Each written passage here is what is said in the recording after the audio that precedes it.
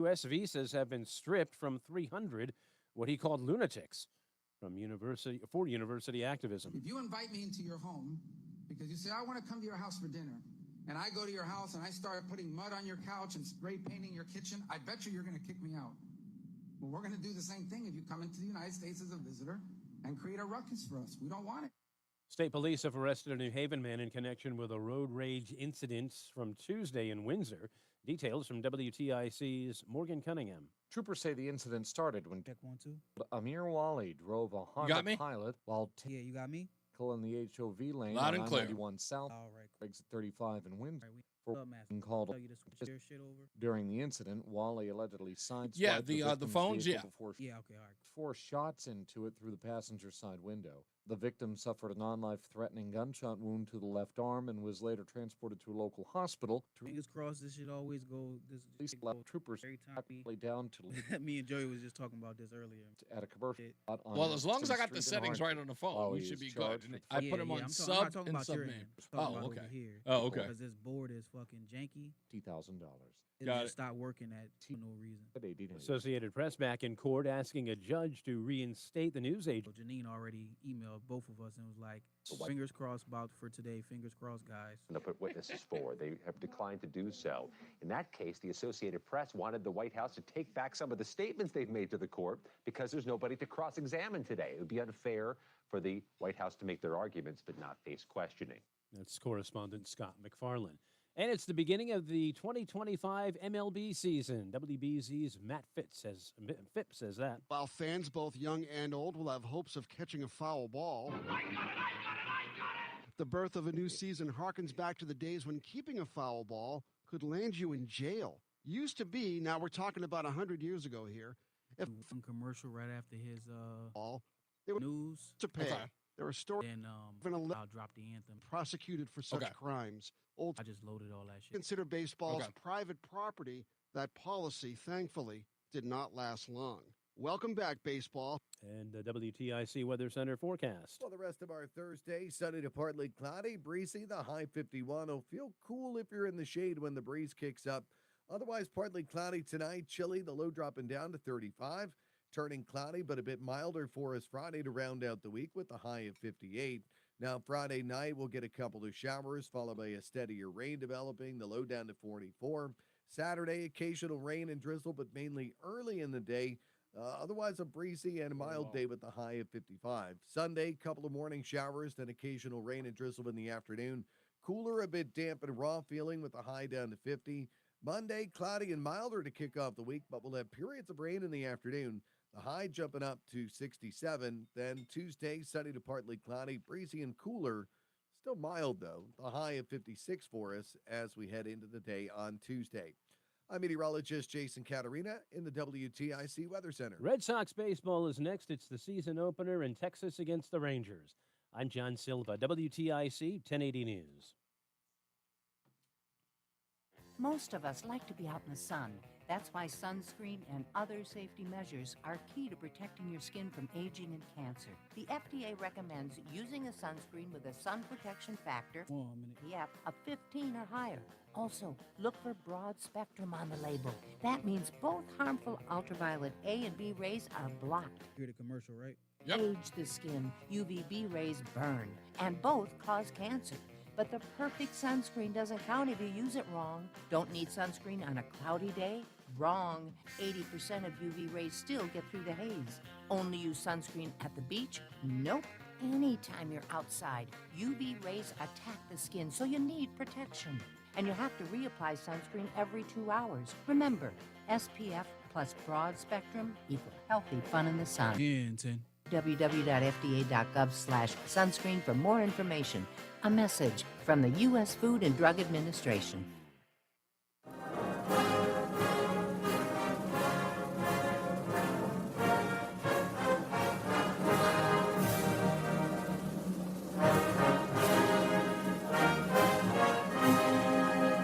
Yeah!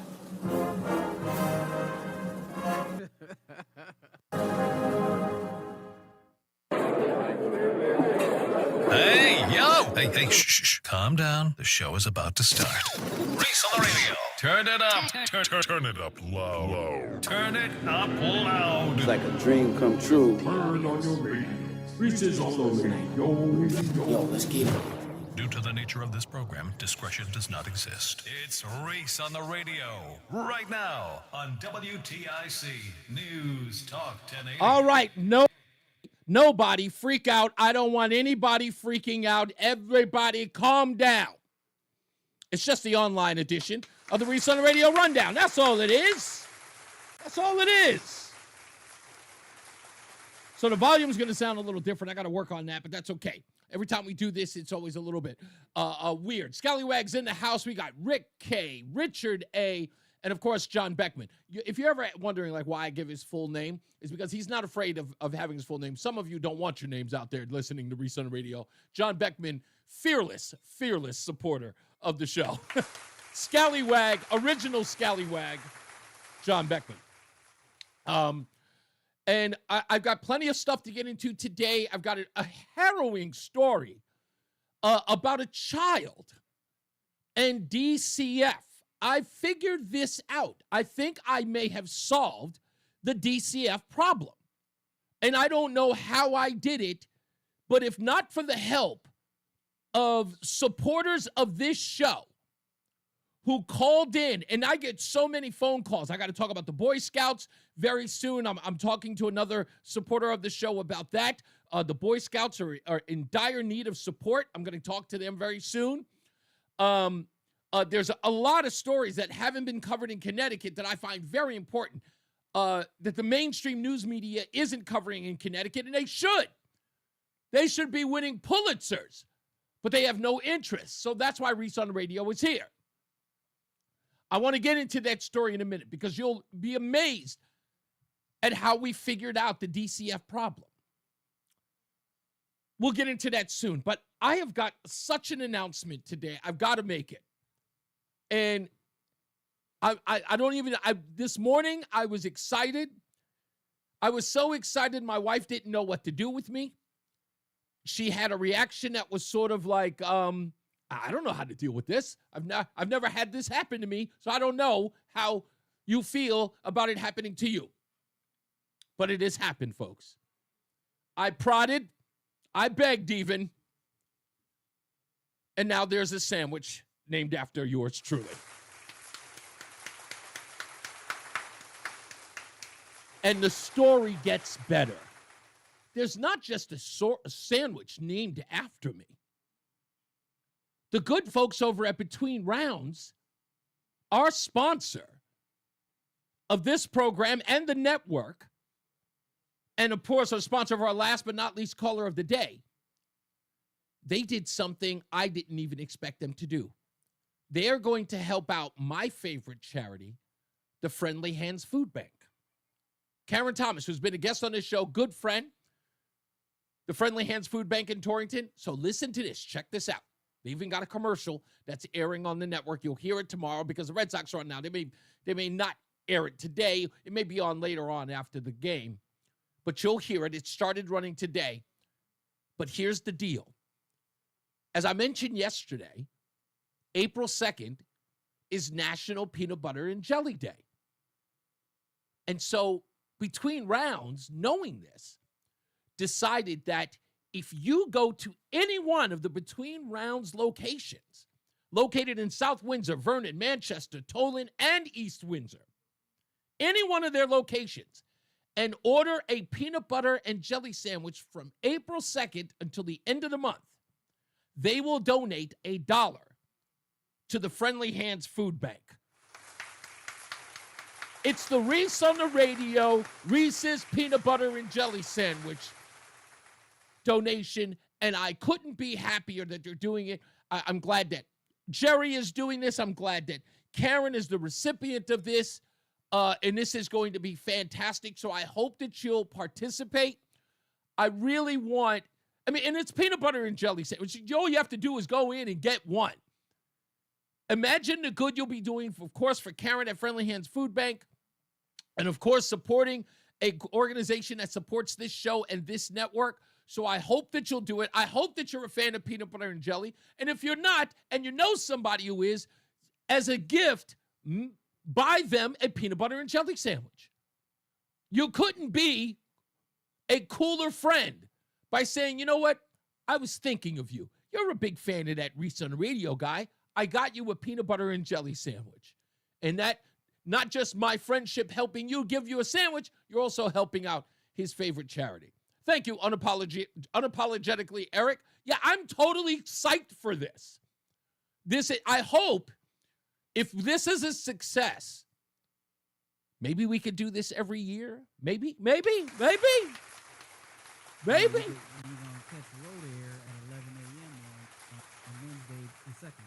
Say that again? I didn't hear you, You Roland. can catch me there on Wednesday the 2nd at 11 a.m. to get my... Okay, so 11 a.m. Do you know which one you're going to go to? I'm assuming the one in Manchester, right? Probably, man. Okay, so Roland at 11 a.m. on Wednesday? Is that going to be Wednesday? Yep, the 2nd. Okay, Wednesday the 2nd. That's right. Okay, so Wednesday the 2nd, 11 a.m. in Manchester. Super producer, Emmy Award-winning producer, I might add. Roland will be there at 11 o'clock to go pick up, so you can go say hi to him. Oh, and beautiful, you can also take a picture getting your peanut butter and jelly sandwich with Roland. That would probably be cool. So I'm hoping that everybody will take it, take an opportunity or make it, no, what am I trying to say? Okay, takes the opportunity to go there, get a peanut butter and jelly sandwich, help out our friends at Friendly Hands Food Bank that are doing great work. Their new location is about to open, and I think it's going to be open in a couple of months. I think September, Karen told me, but I'll talk about that. And we'll have Karen on to talk about this this great venture. And if you're watching online, you can see both of those great folks right here. I put their banners on our video as well. So don't forget, go to BetweenRoundsBagels.com. Again, that's BetweenRoundsBagels.com. And you can visit all 5 locations. They'll all be participating in this. South Windsor, Vernon, Manchester, Tolan, and East Windsor. Now, let's get to the opening monologue. I didn't know that I was going to figure this out, but a listener and a supporter of this show called me up. And he told me a little bit of this story, but he couldn't, give me all the details because as we men know, when it comes to our children, not that we are disinterested, it's just that we don't really pay attention to the details as well as the wives or the mothers do. And he let me know by saying, hey, I need you to talk to my wife about this ordeal that happened with our child. And I went, oh, okay, I'm interested. So I called him up and they started telling me the story. Let me break it down. And in telling me this story, I figured out the Department of Child Welfare's biggest issue. I mean, I put it together as we were having this conversation. But let me tell you what happened. And this is crazy. So their 12-year-old child was at the bus stop waiting for the bus as usual to go to school. It's early and it's dark. It's roughly about 6:45, maybe 7 a.m. on a February morning back in 2022. This bus stop is located on Walcott Street and Peck Road. You guys know it. And the bus stop is at Bristol Central High School. This particular February morning, no one had treated the grounds at this bus stop, and they were icy. And like any 12-year-old child waiting for the bus, they become bored, agitated, a little restless. And in playing around, trying to pass the time, this child, their child, slipped and fell and broke something.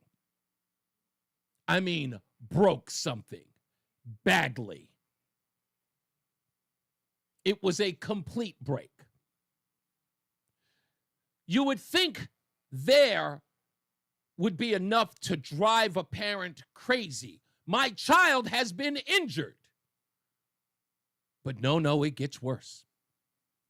The bus finally arrived, picked up the rest of the students waiting to go to school, and left the child on the ground. Oh, yeah. Left the child by themselves. Parents were at the parking lot as well. Many of them left as the child, 12 years old, lay on the ground. Thankfully, the child called someone to get in touch with his mother. Could not reach their mother and got someone else. That person finally got in touch with the mom and finally got to the child. The child lay on the ground for 15 whole minutes, maybe 20, before someone was to get there to actually get the child. When that person arrived, the friend of the mother arrived, finally a parent had realized that there was a kid on the ground injured and was helping the child up as the friend arrived. Thankfully, the person arrived there within 15 to 20 minutes, but the child could have suffered hypothermia, whatever the case may have been, because they lay on the ice. Now, I'm not going to get into the whole thing about what the school system did by not having that place, not having that area where children were going to be waiting for the bus stop, salted or shoveled or whatever the case may have been. But they left those children in danger for something like this to happen. I would have sued. Any other regular person would have sued, and I'm not a litigious person. But this parent did not. These parents seem like on the up and up. They did not want to viciously attack the school system. They treated it as an honest mistake, even though their child was injured. In some ways, they almost felt responsible when they told me, well, our child was playing around in the area, so he kind of was responsible for falling. And my response to that was, well, what would anybody expect a 12-year-old child to be doing if they're standing there waiting for the bus? If they're waiting for a long time, any kid is going to look at the ice and go, oh, yeah, let's slip and slide on this. It's not the responsibility of the child to not be a child. It's the responsibility of the people who have children in that area. What if there was an elderly person that was walking their child there? Grandma taking the kids to school. Grandma, could you take me to school today? Sure, no problem. And the grandmother had slipped and broke her hip. It's still the school's responsibility. Nonetheless. Yes, this was in Connecticut, Amy. Amy's in the Pennsylvania area. Yes, this was in Connecticut. Anyway,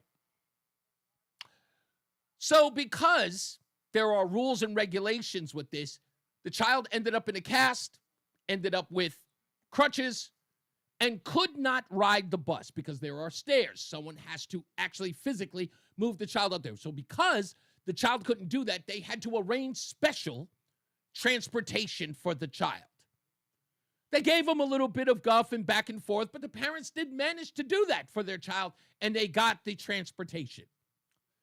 But remember, before that could happen, they had to go back and forth with the school system to get that underway. And the child missed several days of school as a result because no one could assist the child onto the bus. And because of that, the child had gone. And the parents had communicated this with the school, had let them know what was going on. They understood that the child was injured, that they couldn't go to the school. Didn't matter. But here's the interesting part. No matter what, the school system must contact DCF if the child is absent for a number of days. I believe, if I remember in our conversation, this child was out for 10, but up to 5 to 6 days, they must alert DCF. Why? Because it involves a child, DCF has to show up at the home to make sure that, one, the child is indeed injured, two, the child is in good condition, and that they're okay. But they have to contact DCF. That is what the school system must do. Now, here's the crazy part.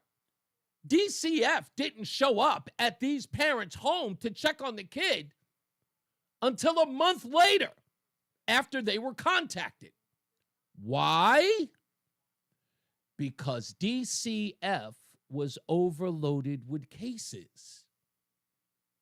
They were overloaded with cases. And when they told me this part of the story, I immediately went, oh my goodness. I think we solved this. I think we just solved the DCF issue. Let me take you back to an old thing that we know about DCF.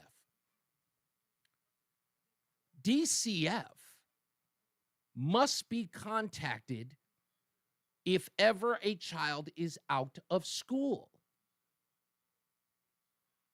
The biggest problem we have in Hartford, if not Connecticut, is truancy. And if it is required that the school system, the school, contact DCF for children who are not going to school, there's your overload. And every child stays in the system. Whether DCF contacts them, sees the parent, whatever the case may be, the caseload is overwhelming. It doesn't matter. Like we're talking about, we know for a fact that not all the kids inside the DCF program are kids who are abused or are neglected, who have parents who are on drugs. If every kid if every family has to be investigated by DCF because the child isn't going to school, that's going to give you a case overrun. It's the biggest problem inside the school system is that people are not going. And parents aren't enforcing them to go to school. This all is insanity, to be honest. Now, I'm going to tell you, it was a hard thing to switch off to the DCF thing as I'm listening to the story, because I couldn't believe that a bus driver would leave a 12-year-old child on the ground while the child is clearly agonizing in pain. Hey, you going to get on the bus or what? I think I broke something. All right, whatever. Call your folks. What?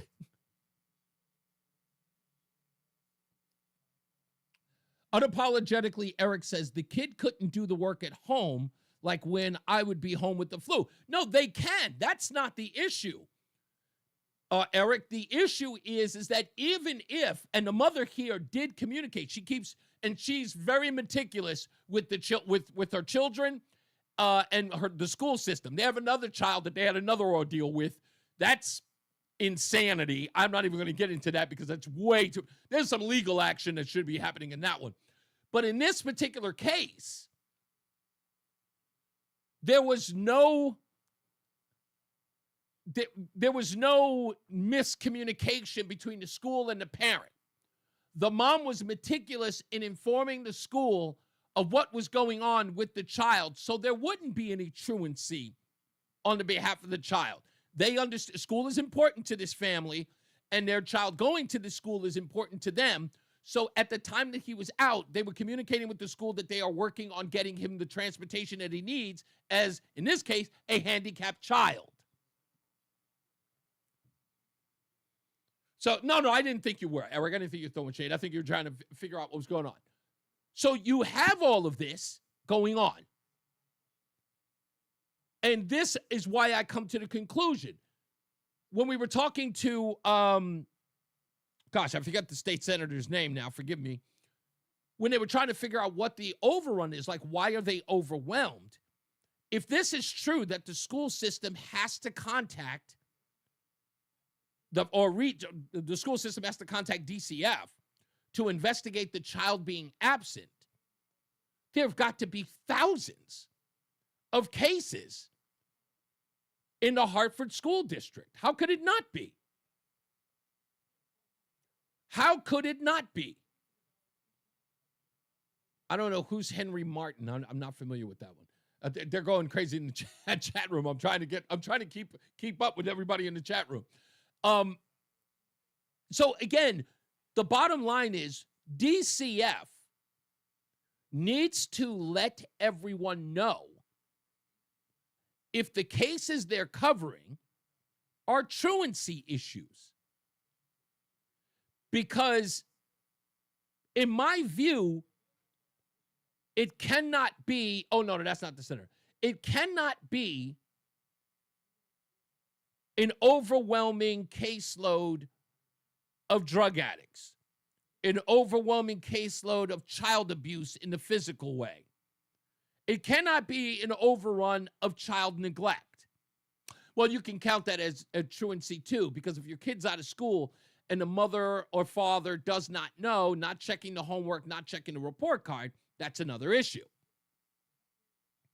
So I'm more or less saying perhaps that's something we need to investigate and ask the folks at DCF, hey, are you guys dealing with truancy cases? Eric says that DCF is beyond understaffed. And I agree with you. And I think that's, again, we're talking about a combined issue here. If they are understaffed and at the same time they're dealing with an overload of truancy cases, there's a problem.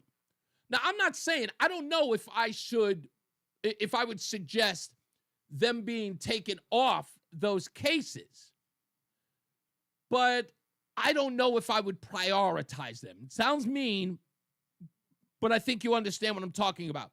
Something else needs to happen there. Lori asked, what about truant officers? I remember them. I think that's done.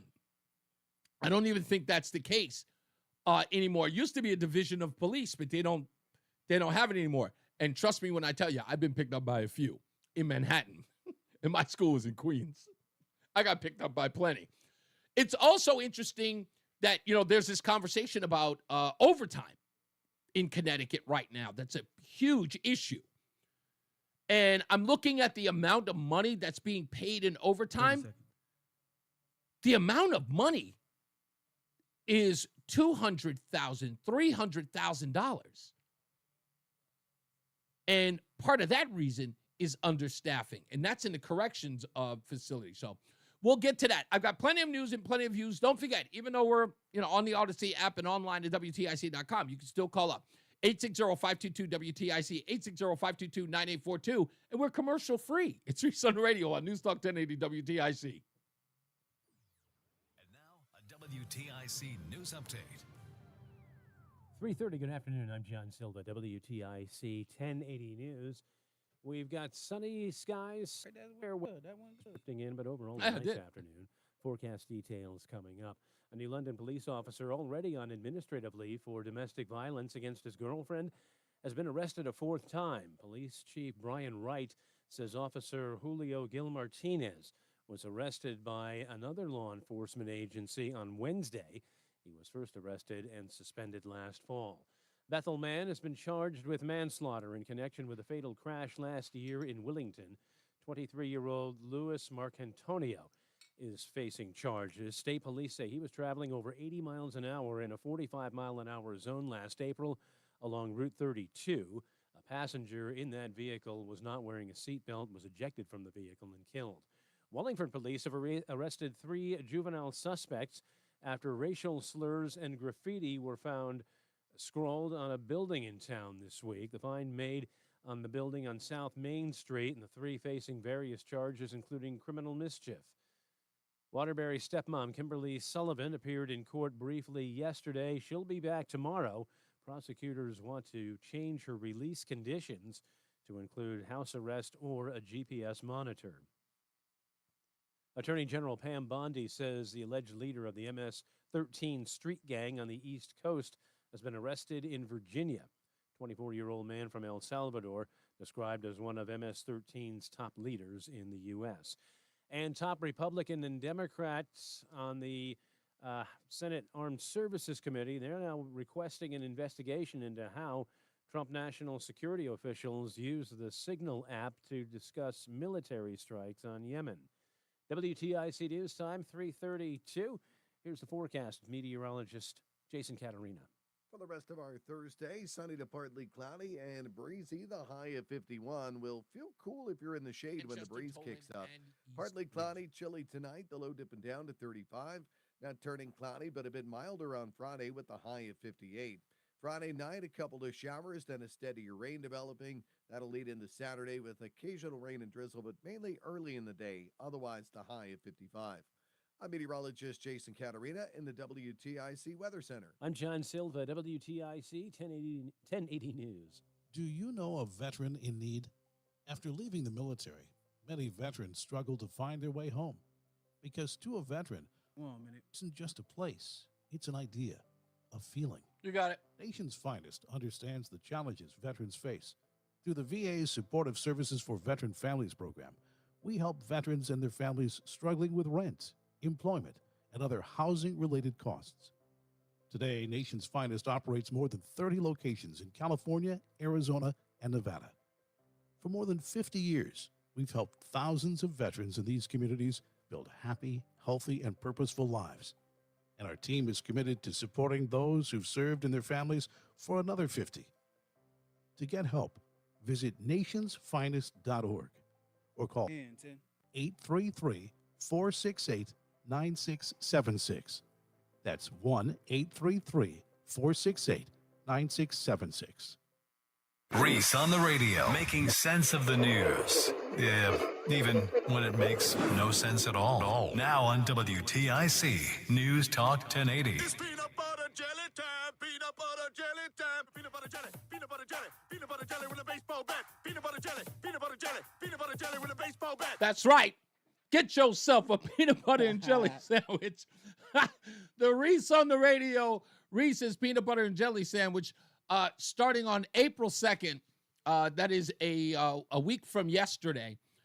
You are going to go to any one of the Between Rounds locations located in South Windsor, East Windsor, Vernon, Manchester, and Tolan. Any one of those locations, you order a Reese's peanut butter and jelly sandwich. Let them know that, and they're going to donate $1 to our friends at the Friendly Hands Food Bank, which I'm very, very proud to support. They wanted to make me a board member. I couldn't do it. I just didn't think that I would give they wanted to put me on their communications board. I would have loved to, but I just... It's Tolan, not Tolan. And what? Oh, Tolan. Sorry. I keep calling... I've always called it Tolan. Don't blame me. It's Tolan, I know. But they give me crap for that.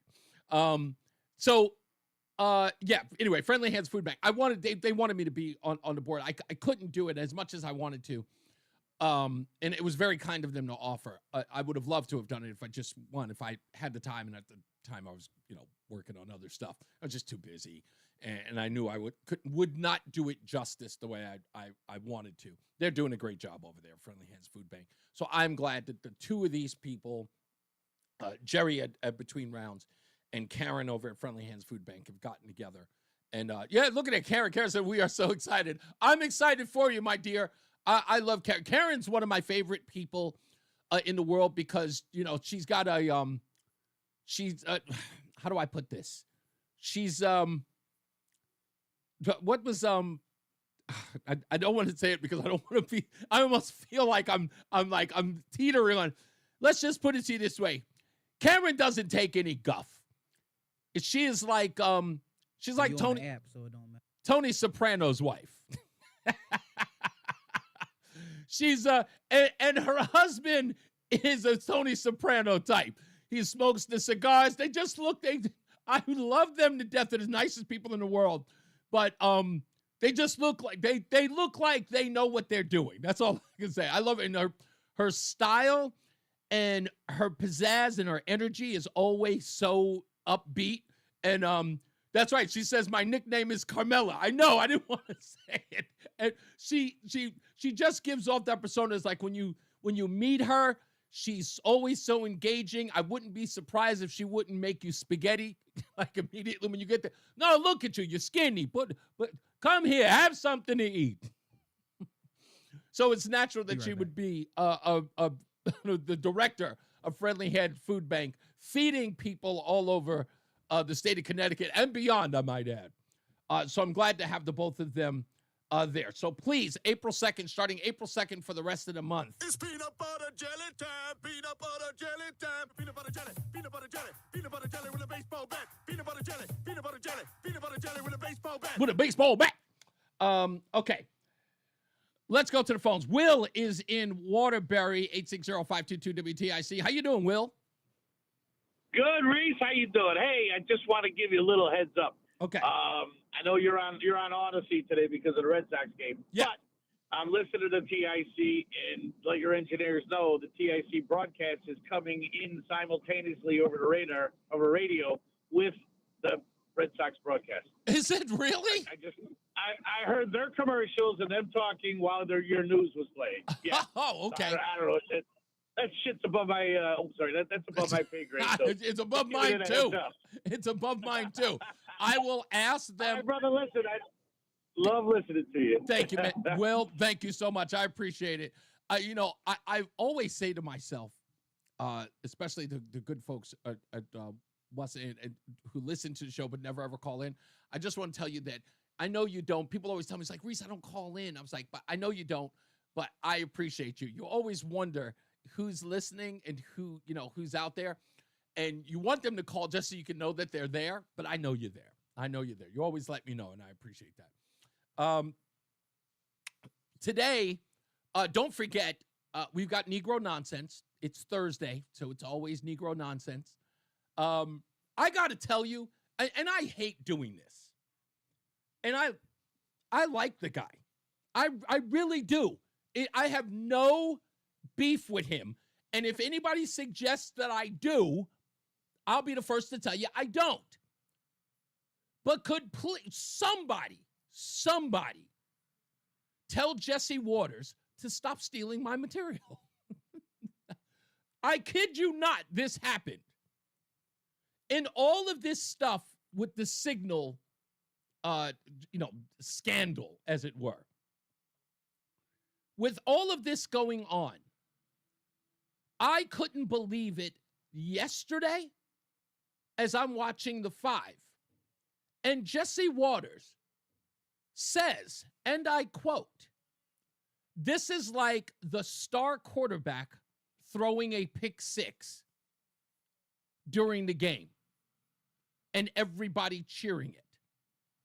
And I look at my wife. Because we DVR it, because we both like the 5 and we love Greg Gutfeld. Jesse too. Nothing against him. I love his commentary. He's very funny. He's coming to his own. But we're watching it, and he says that about this is him throwing a pick 6. I paused the thing, and I look at my wife, and I said, this guy's listening to my show. That's exactly what I said the day before yesterday. Exactly what I said. The fact that he would make that analogy, I'm like, someone is listening. Now, if you are, Jesse, don't get me wrong, just give me a little bit of credit. Just say something like, I was listening to that guy, Reese on the radio the other day, and he made an interesting point. Just give me my credit. The Hartford Courant doesn't mention that I called Chris Murphy, which, by the way, we got Everybody Hates Chris today, doesn't give me credit that I called Chris Murphy a Dukakis Democrat. They don't want to give me credit. And now Jesse Waters doesn't want to at least quote me. I mean, that's plagiarism, isn't it? Isn't that plagiarism? I mean, when you take a quote and you don't give credit to the person who made the quote, that's plagiarism. I'm just kidding. I like Jesse. But just, can you give a guy some props? Seriously, I've earned it. It's like twice you've done it. Scallywags now, he's using that on the air. Did anybody hear that? Yeah, he's using scallywags. He really did. He used it in the wrong context. Scallywags are good things. They're good people.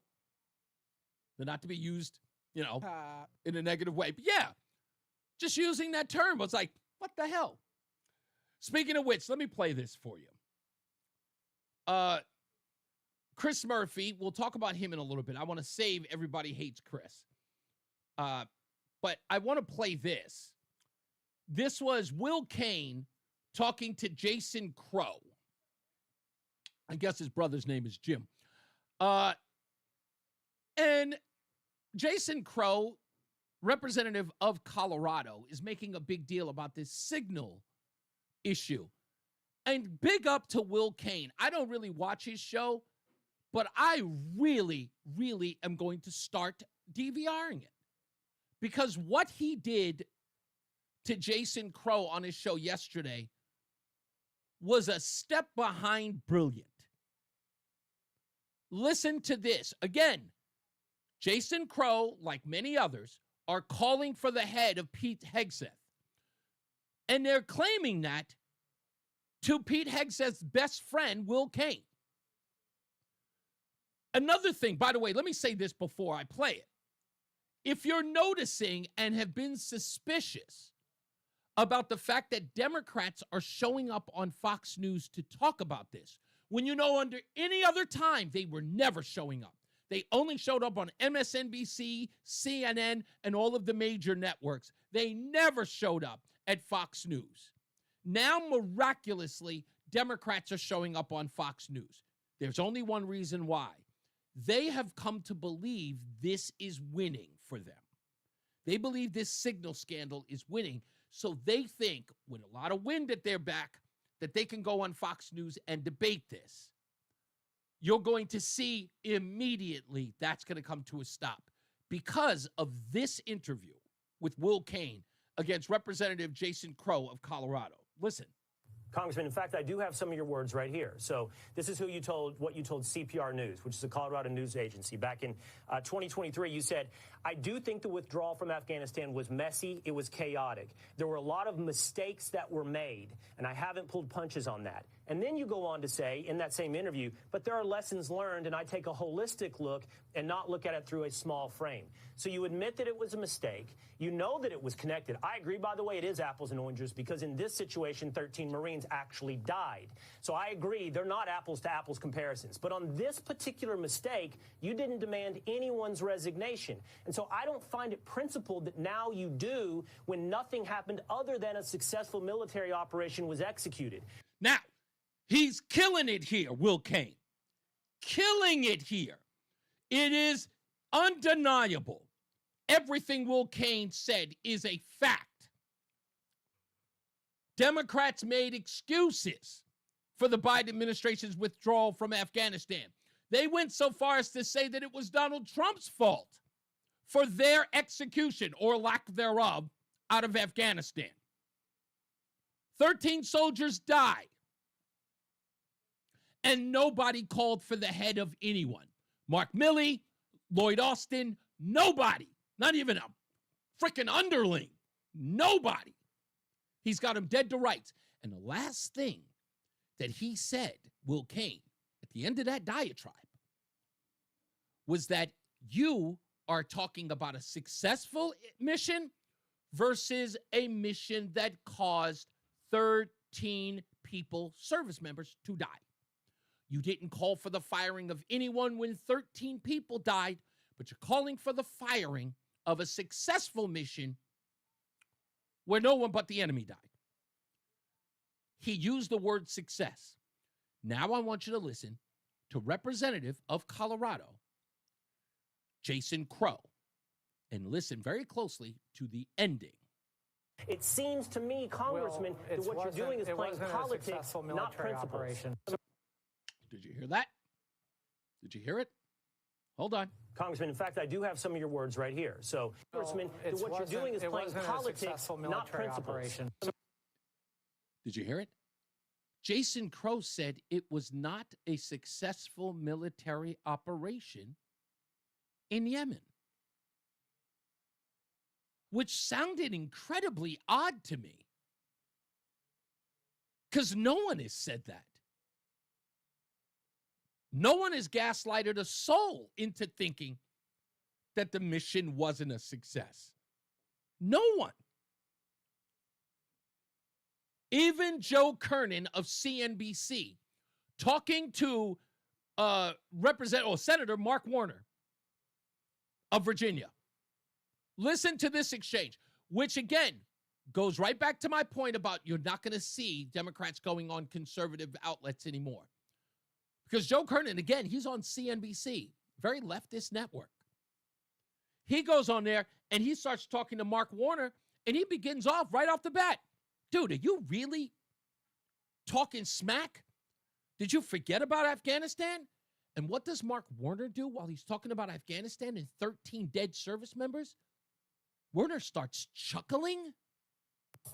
You remember the Biden administration started with the biggest F-up in history with Afghanistan and 13 dead Americans. Let's not get too sanctimonious and high and mighty about screwing up, should Senator. we go back even to... Okay, that's only 4 years. That's only 4 years, Senator. I'm surprised, Joe. You're not going to throw in. Yeah, I am. I just did. Hillary servers. But let's, Joe. She wiped that clean with a cloth. Remember? Acknowledge. No, I do. This was a screw up. I do. If the Houthis, the bombing was a success. God bless. Thank God, the person on the line wasn't an Iranian spy. Even Mark Warner is calling it a success. So I don't know where Jason Crow is coming from, but you hear this, right? When you bring up Afghanistan and 13 dead, no one called for the firing of anyone. Now, all of a sudden, Jeff Goldberg is on the signal dispatch and everyone's got to be fired even though it was successful? And they could have given that to the Houthis, and that bombing success might have turned into something that cost American lives. Yes. So now we're saying that we should fire people because it may have cost American lives, but we fire no one when it does. Think about it. Come on. I know there's a lot of people who always want to come at me with this. I know you're itching. But make sure you heard Mark Warner. You heard him. You heard Jason Crow. You heard them. When service members are murdered, call for no firings. Because someone could have been harmed, fire them. Really? Really, really, really, really, really. Hillary Clinton has emails that are accessible to foreign enemies, confirmed by James Comey, an admitted Donald Trump hater, confirmed by James Comey that they were compromised. They were accessed by foreign adversaries. What does Bernie Sanders say at the debate? I'm sick and tired of people talking about your damn emails. Remember that? He was sick and tired. Her emails were compromised. Secretary of State, emails compromised. Not one text message. 33,000 of them. I'll say it again.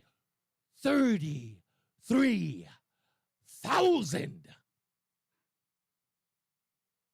It took her years to apologize.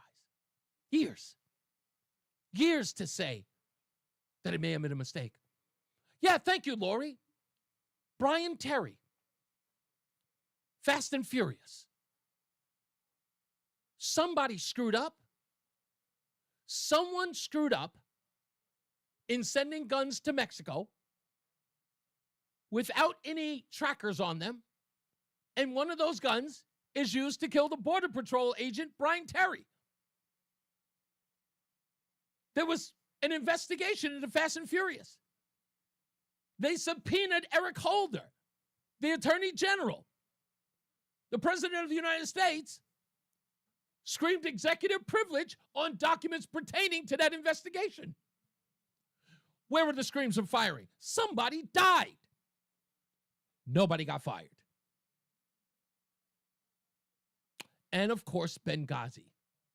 How many people had to die then? Was anybody fired? No. No firing. Someone could have been hurt. Fire them all. Spare me. Now we've got people talking about there should be an investigation. There should have been an investigation. We should. An investigation into what? Into Benghazi now? Now we should hold people accountable after they're out of office? Now you want to drag everybody else in? You really want the Republicans to do that? All of this stuff is insane. Okay, now it's time for it. Everybody hates Chris.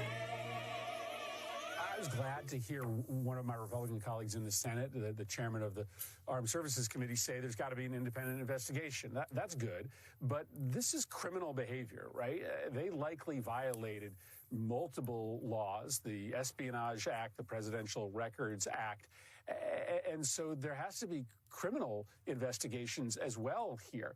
I mean, if the criminal code doesn't apply to powerful people, it only applies to people without power, then we don't have rule of law in this country.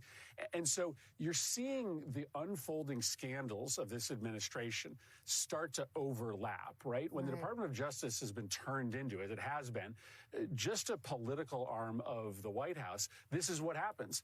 People in power believe that they can get away with crimes and telegraph to the American people that they're going to continue doing it. Well, the audacity of this dude with everything that's going on, which, by the way, I looked it up. Let me see if I can find it. I know I downloaded it. Yeah, here it is. Boom, boom, boom. Let me see if I got it here. Yeah, here it is. Chris Murphy. This is Chris Murphy after the attacks at Abbey Gate. Strong statement from the president today. Oh, no, this is the day before. Strong statement from the president today. He was dealt an impossible hand. The overnight total collapse of Afghan military and government simultaneously, and everybody should probably wait a beat before casting final total judgment on the effort. He wrote that a day before 13 service members were murdered. That's what he wrote. Everybody should probably wait a beat. Said everybody should calm down. I hope, I pray that this administration investigates him. I hope they do. I hope they do it just off GP. General principles, for those of you who are wondering. I hope they do. I hope they put a magnifying glass in his butt. I want him to feel like he's getting a colonoscopy by the federal government. And I hope, and you know what? I hope he calls it a witch hunt. I hope he calls it intimidation. I hope he calls it everything under the sun.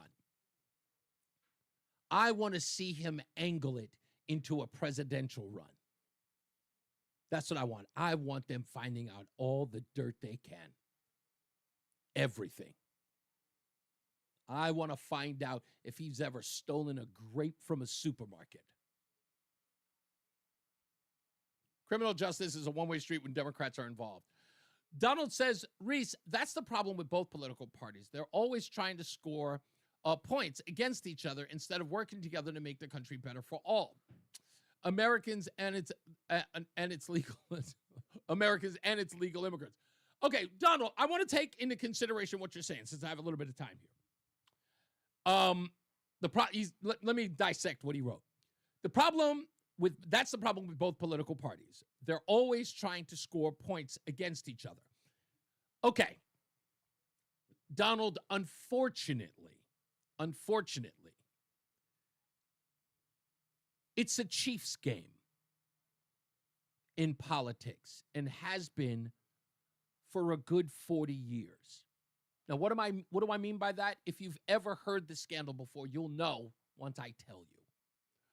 When I say it's a Kansas City Chiefs scandal, it means that the refs are screwing up the scoring. The refs are calling penalties for frivolous things and not calling them when they count.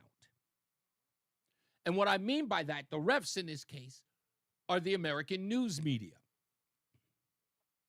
I'm sorry, Brett. I'm trying to get it a little louder. Let me see if that helps. But that's where the problem is that the refs And you want to think about this. Let's try it this way. This will make more sense. Fox News is the number one, the most watched cable news outlet in the country. It by far doubles the viewership of MSNBC and CNN combined today.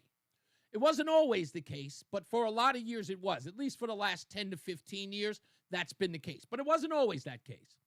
Fox News came into the fold in 1996. So before 1996, everything was left-leaning in the news media. There were very few conservative anchors on television. That's Peter Jennings, Tom Brokaw, Dan Rather, Wolf Blitzer. MSNBC was barely in existence. So when you talk about scoring political points, only one group has been dunking on the other. That's all. We'll talk a little bit more about this on the other end. Jason Caterina's got your weather, and my good friend Mark Christopher is in the BPS Traffic Center. How we doing? We're in a commercial-free broadcast today, man. That's right. That's right. Well, we do have some incidents out here we want to tell you about right now. Let's start off 91 northbound. We have a crash between exit 18 and... Glad that worked. Okay. On the Meriden Middletown line. Pulled him up, and he was there. You've got delays back to exit 16 behind that on the northbound side of 91. After you get around the accident, you're moving well Hartford up into Windsor. Southbound 91, you're going to see delays now from exit 34 down to 32 A and B. Westbound 84 tied up approaching the Bulkley Bridge out to 46 Sisson Avenue. 84 eastbound delays about a half mile before 46 Sisson Avenue into the tunnel. Now, if you're traveling 291 eastbound, a little tight over the Bissell Bridge into South Windsor. 2 eastbound's okay, Glastonbury into Marlboro. 9 northbound slowing, approaching Harbor Park to the Aragoni Bridge in Middletown. Now we have a crash on 9 northbound, and that is in New Britain. 9 northbound between exit 37 and 38. The right and center lanes are blocked there, so you've got delays approaching the 72 interchange behind that. Also, look out for an accident now in New Britain, 72 eastbound between 1C and 1A. The right lane is shut down there, so a lot of activity in the New Britain area right now. If you are heading toward Waterbury, westbound 84 tied up 26 into the Mixmaster. 84 eastbound slowing 18 up to the Mixmaster. And 84 eastbound slowing in Danbury 3 to 5. 84 eastbound in Newtown tight 10 to 11. South 95 New Haven slowing 46 down to 43 in West Haven. Traffic and weather together on the 8th WTIC News Talk 1080. For the rest of our Thursday, sunny to partly cloudy, breezy, the high 51. Will feel cool if you're in the shade when the breeze kicks up. Partly cloudy tonight, chilly with the low down to 35. Now turning cloudy, but milder Friday with the high of 58. Friday night, couple of showers followed by a steadier rain developing. That leads into Saturday with occasional rain and drizzle, but mainly early in the day. Otherwise breezy, the high of 55. Sunday, couple of morning showers, occasional rain and drizzle for the afternoon, the high 50. I'm meteorologist Jason Caterina in the WTIC Weather Center. WTIC is celebrating 100 years on the air and 100 years of serving Connecticut. This is WTIC and WTIC FM HD2 Hartford, an Odyssey station. 4 o'clock in the afternoon. I'm John Silva, WTIC 1080 News. In Wallingford, police are charging a juvenile, 3 juveniles actually, for scrawling racist graffiti on an unoccupied building. On Tuesday, officers were called to the building on South Main Street to find racial slurs and derogatory comments spray painted in red and blue. Officers interviewed several individuals who were involved or who had knowledge of the incident. They then made the 3 arrests. The juveniles charged with burglary, criminal mischief, and criminal trespass. The owner of the building was notified. Wallingford police say the case remains under investigation and that more arrests are in the offing. State Republican leaders want to expand the Inspector General's office to investigate government corruption. They cite alleged corruption among Democrats, including the misuse of funds by State College Chancellor Terrence Cheng, and reports that a top state official was pressured to intercede in an audit of suspected Medicaid fraud. House Minority Leader Vin Candelora says Democrats are covering up to the extent they scheduled a press conference with Governor Lamont at the same time as the Republican press conference on the corruption question.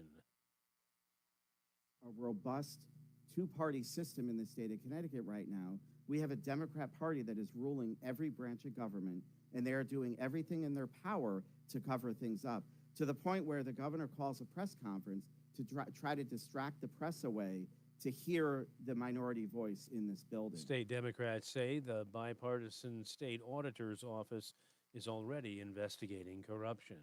Secretary of State Rubio says 300 individuals he called lunatics have been stripped of their American visas for university activism. We gave you a visa to come and study and get a degree, not to become a social activist that tears up our university campuses.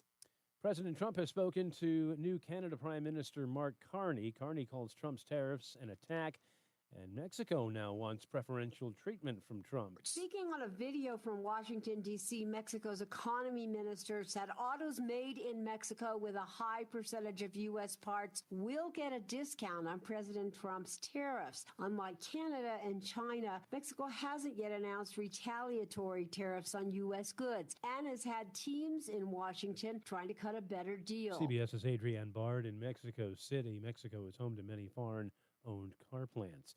The White House is asking Elise Stefanik to pull her nomination as American ambassador to the UN. President Trump wants her to remain in Congress because of the GOP's tight majority.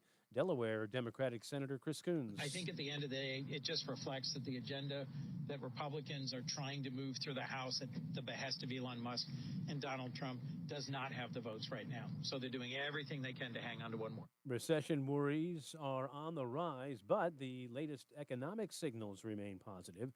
Business reporter Jason Brooks. 2024 ended better than previously estimated, with GDP rising slightly higher at 2.4%, thanks to stronger consumer and government spending.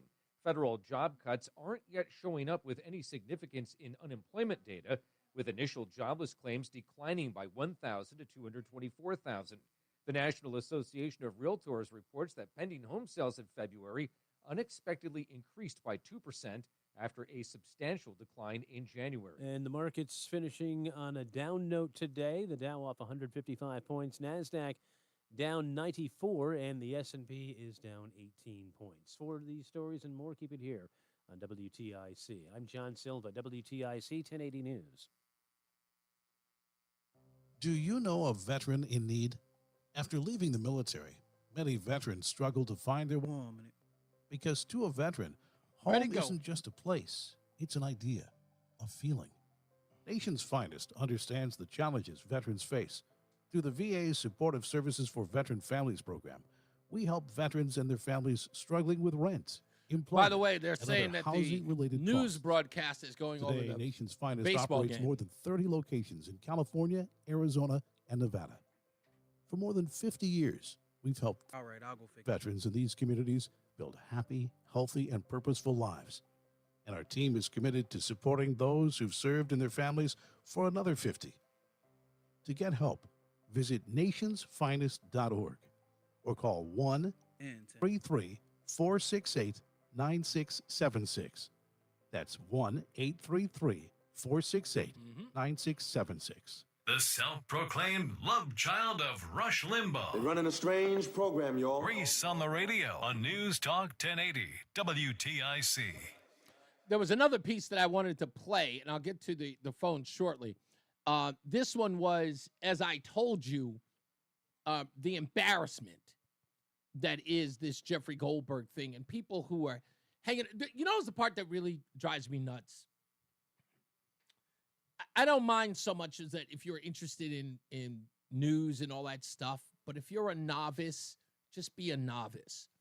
I tell you this story all the time about how back in the day, after September 11th, we would get all of these people who would call up. I guess after the invasion into Afghanistan, there were all these people who just, all of a sudden they knew where Kandahar was. And I always found that funny. I'm like, I've got to learn where the place is. Don't tell me you all of a sudden know where it is. But you have all these people hanging their hat on Jeff Goldberg. And then when I asked them the simple question about why is Goldberg credible? And absolute silence. I'm like, why is he credible? I was like, well, he's been in the business for 30 years. That's not what I asked you. Like, why is he credible? He's credible because what? What story did he break? He's credible because what? He's ever taken down what? A president? I know he's made attempts to, but why is he credible? And it's my job to show people, okay, maybe, all right, maybe he isn't credible. Here's another one. Yesterday, I played something similar to this. But again, I always use the subject's own words to make the case. And here's Jeffrey Goldberg's own words.